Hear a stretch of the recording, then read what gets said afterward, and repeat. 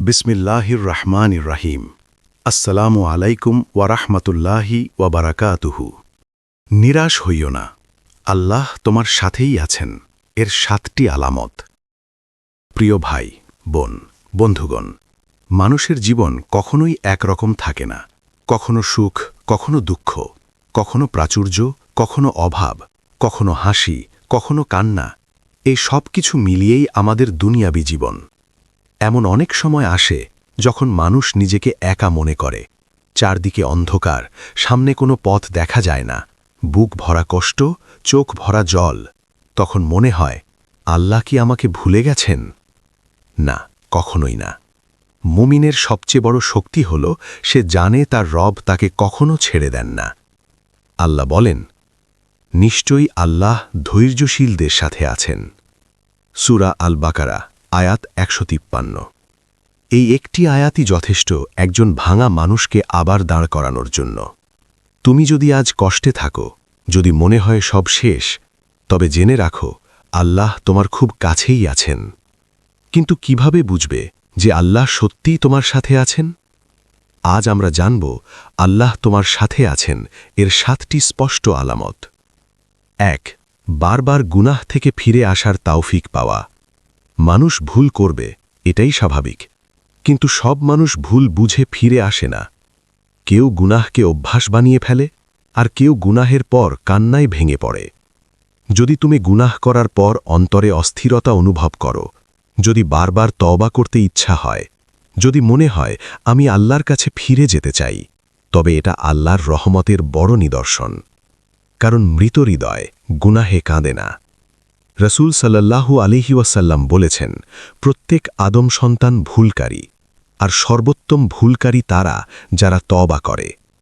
তুমি যদি এখনও ফিরে আসতে পারো, তবে বুঝবে আল্লাহ এখনও তোমাকে ডাকছেন। এটাই তার সাথে থাকার আলামত। ২. দোয়া করার অভ্যাস তৈরি হওয়া। যখন মানুষ একেবারে ভেঙে পড়ে, তখন সে ২ রকম হয়।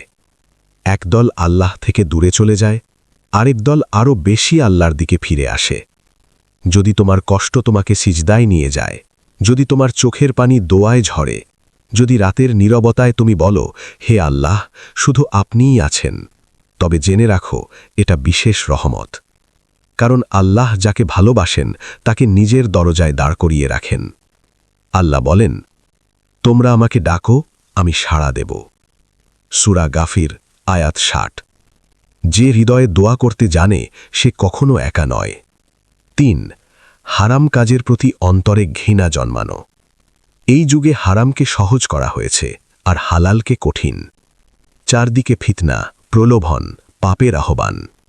কিন্তু যদি হারাম কিছু দেখলে তোমার অন্তর অস্বস্তি বোধ করে, যদি গুনাহের সুযোগ থেকেও তুমি ভয় পাও, যদি মনে হয় না এটা আল্লাহ পছন্দ করবেন না, তবে এটা ঈমানের জীবন্ত প্রমাণ। যার অন্তর মরে গেছে সে হারামকে উপভোগ করে, আর যার অন্তর জীবিত সে হারামকে ভয় পায়। এটাই আল্লাহর সান্নিধ্যের আলামত। ৪. পরীক্ষার মাঝেও ঈমান হারিয়ে না ফেলা। কষ্ট আসবে, এটাই দুনিয়ার নিয়ম। কিন্তু কষ্টের সময় তুমি কি করছো সেটাই আসল। যদি বিপদের সময়ও তুমি নামাজ ছাড়ো না, যদি দুঃখের মধ্যেও বলো আলহামদুলিল্লাহ, যদি ভেঙে পড়েও রবের ওপর ভরসা রাখো, তবে বুঝবে আল্লাহ তোমাকে ধরে রেখেছেন। কারণ সবর করা শুধু মানুষের শক্তি নয়, এটা আল্লাহর বিশেষ সাহায্য। আল্লাহ বলেন, নিশ্চয়ই কষ্টের সাথেই রয়েছে স্বস্তি। সূরা আশ-শারাহ, আয়াত ৬। তুমি এখনো টিকে আছো, এটাই প্রমাণ তুমি একা নও। ৫. ভালো মানুষের সঙ্গ পাওয়া। মানুষ তার বন্ধুর দিনের উপর চলে। তাই আল্লাহ যখন কাউকে ভালোবাসেন, তখন তাকে ভালো মানুষের সংস্পর্শে নিয়ে আসেন। যদি তোমার জীবনে এমন কেউ থাকে যে তোমাকে নামাজের কথা মনে করিয়ে দেয়, গুনাহ থেকে ফিরিয়ে আনে, আল্লাহর কথা বলে, তবে এটা খুব বড় নিয়ামত। সবাই বন্ধু হয় না, কেউ কেউ জান্নাতের পথের সহযাত্রী হয়। একজন নেক সঙ্গী আল্লাহর পক্ষ থেকে রহমত। তোমার পাশে যদি এমন মানুষ থাকে, তাহলে বুঝবে আল্লাহ তোমাকে ভুলে যাননি। ৬. দুনিয়া তোমাকে ভাঙলেও ঈমান তোমাকে দাঁড় করিয়ে দেয়। অনেক সময় মানুষ সব হারিয়ে ফেলে, সম্পর্ক, অর্থ, সম্মান, সুযোগ। কিন্তু তারপরেও সে শেষ হয়ে যায় না। কেন? কারণ তার ভেতরে ঈমান থাকে।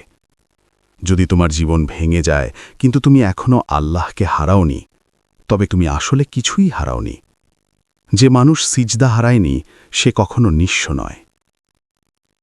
এই অনুভূতি, আমার রব আছেন তাই আমি শেষ নই, এটাই আল্লাহর সাথে থাকার সবচেয়ে গভীর অনুভব। 5. বারবার নতুন আশা জন্মানো।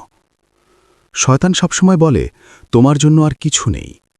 কিন্তু আল্লাহ বলেন, আমার রহমত থেকে নিরাশ হয়ো না।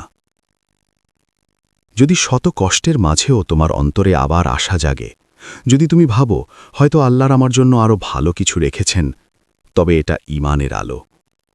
নিরাশা শয়তানের অস্ত্র, আশা মুমিনের শক্তি। আল্লাহ বলেন, আল্লাহর রহমত থেকে কাফির সম্প্রদায় ছাড়া কেউ নিরাশ হয় না। তাই তুমি যদি এখনো আশা করতে পারো, তবে বুঝবে আল্লাহ এখনো তোমার হৃদয়ে নূর রেখেছেন।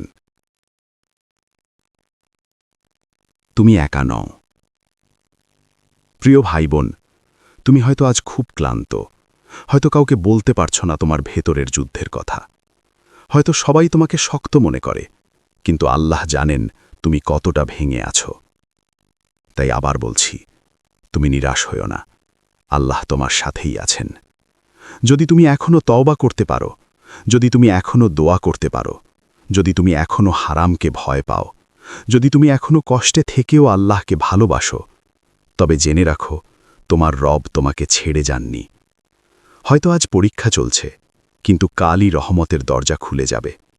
হয়তো আজ চোখে পানি, কিন্তু কাল সেই চোখেই সুখের অশ্রু আসবে। হয়তো আজ তুমি অপেক্ষায়, কিন্তু আল্লাহর পরিকল্পনা সবসময় নিখুঁত। তাই থেমো না, ভেঙে পড়ো কিন্তু সিজদায়, কাঁদো কিন্তু রবের সামনে, চাও কিন্তু আল্লাহর কাছেই। কারণ যার সাথে আল্লাহ আছেন তার হারার কোনো ভয় নেই।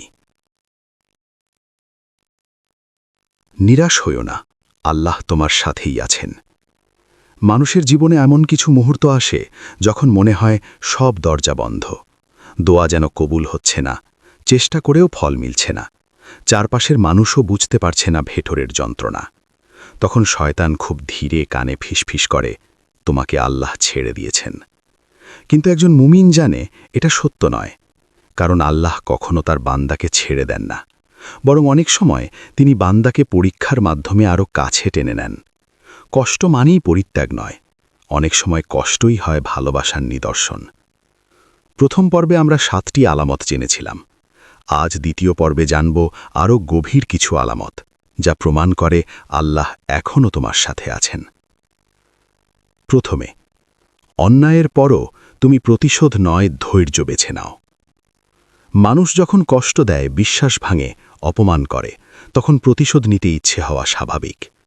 কিন্তু যদি তোমার অন্তর বলে আল্লাহ দেখছেন, তিনিই বিচার করবেন, তবে এটা দুর্বলতা নয়, বরং ঈমানের শক্তি। সবাই প্রতিশোধ নিতে পারে, কিন্তু ধৈর্য ধরতে পারে না। যদি তুমি অন্যায়ের জবাব অন্যায় দিয়ে না দাও, যদি তুমি চুপ থেকে আল্লাহর উপর বিষয়টি ছেড়ে দাও, তবে বুঝবে আল্লাহ তোমার হৃদয়কে শক্ত করেছেন। আল্লাহ বলেন, আর যে ধৈর্য ধারণ করে ও ক্ষমা করে, নিশ্চয়ই তা দৃঢ় সংকল্পের কাজ। এটা আল্লাহর সাথে থাকার নিদর্শন। নির্জনে আল্লাহকে ভয় করা। মানুষের সামনে ভালো হওয়া সহজ, কিন্তু একা থাকলে নিজেকে নিয়ন্ত্রণ করা কঠিন। যদি তুমি এমন অবস্থায়ও গুনাহ থেকে ফিরে আসো যেখানে কেউ দেখছে না, শুধু এই ভেবে যে আল্লাহ দেখছেন, তবে এটা অত্যন্ত বড় নিয়ামত। এটাই তাকওয়া। একজন প্রকৃত মুমিনের পরিচয় হল সে অন্ধকার ঘরেও আল্লাহকে ভয় করে। আজকের যুগে গোপন গুনাহ খুব সহজ, কিন্তু তুমি যদি একা থেকেও নিজেকে সামলাতে পারো, তাহলে বুঝবে তোমার হৃদয়ে এখনও নূর আছে, আর সেই নূর আল্লাহর পক্ষ থেকেই আসে। দুনিয়ার চাকচিক্য ধীরে ধীরে গুরুত্ব হারায়।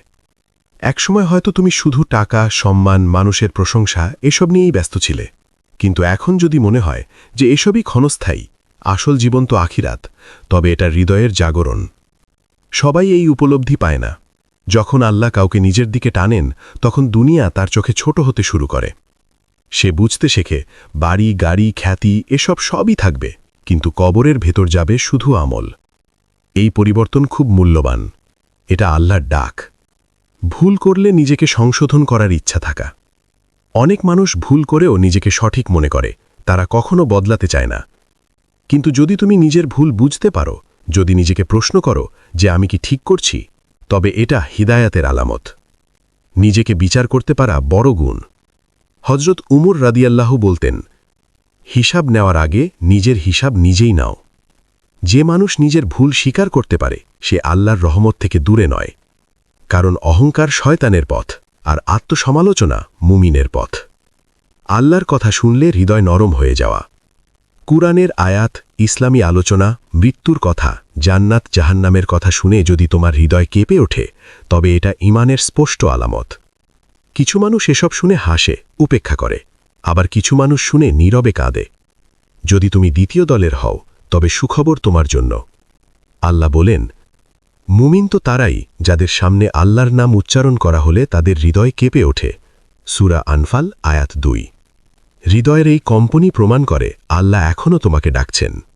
বিপদে মানুষ নয়, প্রথমেই আল্লাহর কথা মনে পড়া। বিপদ এলে আমরা সাধারণত মানুষ খুঁজি, কে সাহায্য করবে, কে পাশে থাকবে। কিন্তু যদি তোমার প্রথম চিন্তা হয় আমার রব আছেন, তবে এটা খুব বড় সৌভাগ্য। কারণ সবাই এই ঈমান পায় না। যে মানুষ বিপদে প্রথমেই সিজদায় যায় সে আসলে সবচেয়ে শক্তিশালী মানুষ। মানুষের সাহায্য সীমিত, কিন্তু আল্লাহর সাহায্য সীমাহীন। যদি তোমার অন্তর এই সত্য জানে, তবে তুমি কখনো নিঃস্ব নও। হারিয়ে যাওয়ার পরেও আবার ফিরে আসা। হয়তো তুমি অনেক দূরে চলে গিয়েছিলে, নামাজ ছেড়েছিলে, গুনাহে ডুবে গিয়েছিলে, নিজেকেও চিনতে পারছিলে না। কিন্তু একদিন হঠাৎ মনে হলো, এভাবে আর না, আমি আল্লাহর কাছে ফিরতে চাই। এই অনুভূতিটাই সবচেয়ে বড় রহমত। কারণ সবাই ফিরে আসার সুযোগ পায় না, আল্লাহ যাকে চান তাকেই ফিরিয়ে আনেন। যদি তুমি ফিরে আসতে পেরে থাকো, তবে বুঝবে আল্লাহ তোমাকে এখনও চান, আর এটাই সবচেয়ে বড় ভালোবাসা। শেষ কথা, দেরি মানেই প্রত্যাখ্যান নয়।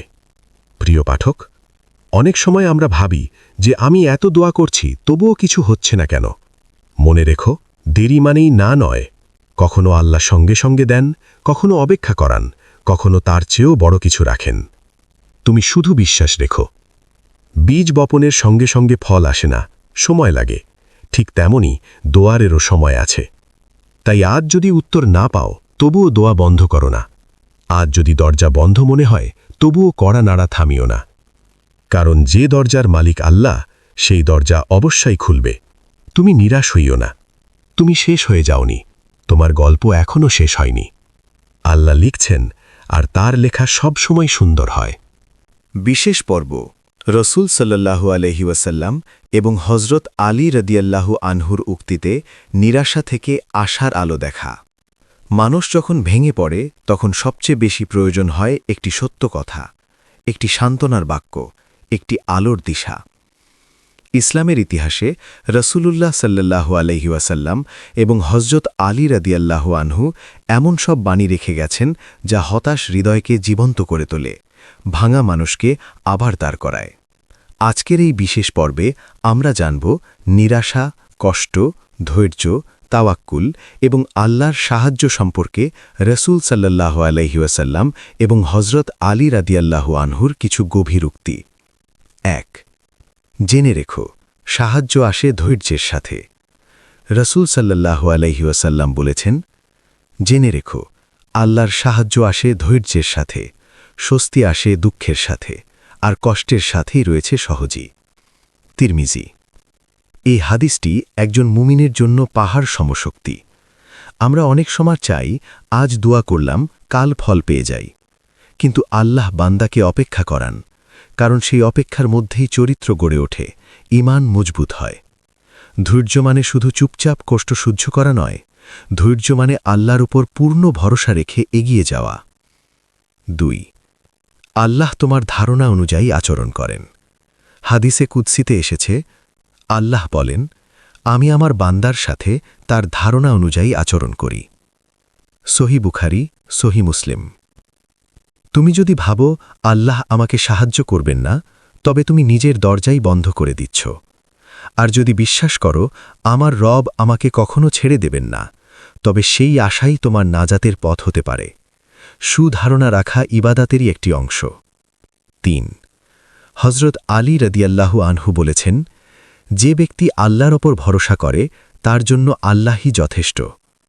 কত সংক্ষিপ্ত অথচ কত গভীর কথা। মানুষের ওপর ভরসা করলে হতাশা আসে, কারণ মানুষ বদলে যায়, কিন্তু আল্লাহর ওপর ভরসা করলে অন্তর শান্ত হয়, কারণ তিনি কখনো প্রতারণা করেন না। তাওয়াক্কুল মানে হাত গুটিয়ে বসে থাকা নয়, চেষ্টা করা, তারপর ফল আল্লাহর হাতে ছেড়ে দেওয়া। ৪ রাসূল সাল্লাল্লাহু আলাইহি ওয়াসাল্লাম বলেছেন, দুয়া মুমিনের অস্ত্র। হাকিম। যে মানুষ দুয়া করতে জানে সে কখনো দুর্বল নয়। দুনিয়ার সবচেয়ে শক্তিশালী মানুষ সে নয় যার অর্থ বেশি, বরং সে যার চোখের পানি সিজদায় পড়ে। দুয়া শুধু চাওয়া নয়, দুয়া হলো সম্পর্ক। বান্দা যখন দুয়া করে তখন সে তার রবের সাথে কথা বলে, তাই দুয়া বন্ধ করা মানে নিজের শক্তি হারানো। ৫ হজরত আলী রাদিয়াল্লাহু আনহু বলেছেন, নিরাশ হইও না, কারণ সবচেয়ে অন্ধকার রাতের পরই সবচেয়ে উজ্জ্বল সকাল আসে। এটি শুধু একটি বাক্য নয়, এটি জীবন বদলে দেওয়ার মতো সত্য। অনেক সময় আমরা রাতকে স্থায়ী মনে করি, মনে হয় এই কষ্ট আর শেষ হবে না, কিন্তু আল্লাহর নিয়ম হল অন্ধকারের পর আলো আসবেই। আজ তুমি কাঁদছ, হয়তো সেই কান্নাই তোমার রহমতের কারণ হবে। ৬ রাসূল সাল্লাল্লাহু আলাইহি ওয়াসাল্লাম বলেছেন, মুমিনের ব্যাপারটাই আশ্চর্য, তার প্রতিটি অবস্থাই কল্যাণকর। সহিহ মুসলিম। যদি সুখ আসে সে শুকরিয়া আদায় করে, যদি দুঃখ আসে সে সবর করে, দুই অবস্থাতেই সে সফল। এই হাদিস আমাদের শেখায়, মুমিন হারায় না, সে শেখে, ভেঙে পড়ে না, বরং আরও আল্লাহমুখী হয়। তাই জীবনের প্রতিটি অবস্থায় বলো, আলহামদুলিল্লাহ। ৭ হজরত আলী রাদিয়াল্লাহু আনহু বলেছেন, তোমার নীরব কান্না আল্লাহর কাছে সবচেয়ে জোরালো দোয়া। মানুষ অনেক সময় কাউকে কিছু বলতে পারে না, বুকের ভেতর জমে থাকে পাহাড় সমকষ্ট। কিন্তু মনে রেখো, তোমার না বলা কথাও আল্লাহ জানেন। তোমার চোখের অশ্রু, তোমার রাতের দীর্ঘশ্বাস, তোমার নিঃশব্দ ভাঙন সবই তার কাছে পৌঁছে যায়। তাই মানুষের কাছে না বলতে পারলেও আল্লাহর কাছে সব বলো। ৮ রাসূল সাল্লাল্লাহু আলাইহি ওয়াসাল্লাম বলেছেন, যে ব্যক্তি ইস্তিগফারকে নিজের জন্য আবশ্যক করে নেয়, আল্লাহ তার জন্য প্রতিটি সংকট থেকে মুক্তির পথ বের করে দেন। আবু দাউদ। অনেক সময় সমস্যার সমাধান আমরা বাইরে খুঁজি, অথচ দরজা খোলার চাবি থাকে ইস্তিগফারে। আস্তাগফিরুল্লাহ শুধু একটি শব্দ নয়, এটি রহমতের দরজা। গুনাহ মুছে যায়, অন্তর হালকা হয়, রিজিক বাড়ে, বিপদ দূর হয়। ইস্তিগফার হল অন্ধকার জীবনে আলো জ্বালানোর আমল। শেষ কথা, তোমার রব তোমাকে ভুলে যাননি। প্রিয় ভাই বা বোন, যদি আজ তুমি ক্লান্ত হও, যদি মনে হয় কেউ বুঝছে না, যদি রাতগুলো দীর্ঘ হয়, যদি দোয়ার উত্তর দেরি হয়, তবুও মনে রেখো, আল্লাহ নীরব কিন্তু অনুপস্থিত নন। রাসূল সাল্লাল্লাহু আলাইহি ওয়াসাল্লামের শিক্ষা, হজরত আলী রাদিয়াল্লাহু আনহুর জ্ঞান, দুটোই আমাদের একই কথা বলে, নিরাশ হয়ো না, কারণ যে কষ্ট তোমাকে সিজদায় নিয়ে যায় সেটা অভিশাপ নয়, রহমত। যে দেরি তোমাকে ধৈর্য শেখায় সেটা প্রত্যাখ্যান নয়, প্রস্তুতি। যে কান্না তোমাকে আল্লাহর দিকে ফিরিয়ে আনে সেটা দুর্বলতা নয়, হেদায়াত। তাই আবার বলি, তুমি নিরাশ হয়ো না, আল্লাহ তোমার সাথেই আছেন। হে আল্লাহ, আমাদের গুনাহ মাফ করুন, আমাদের হৃদয় পরিশুদ্ধ করুন, আমাদের তওবা কবুল করুন এবং আমাদেরকে নেক ও স্থির বান্দা বানান।